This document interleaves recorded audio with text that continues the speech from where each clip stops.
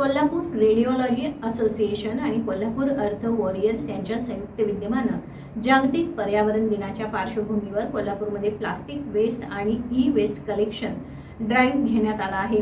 यामध्ये सुमारे 12 संस्था सहभागी झाल्या। कोल्हापूरकरांनी अशा प्रकारचे वेस्ट कलेक्शन, विभाजन आणि रिसायकलिंग ड्राईव्ह वारंवार केल्यास आपलं कोल्हापूर शहर स्वच्छ आणि सुंदर होईल असा विश्वास रेडिओलॉजी असोसिएशनचे अध्यक्ष डॉक्टर धनंजय घोंगडे यांनी व्यक्त केला।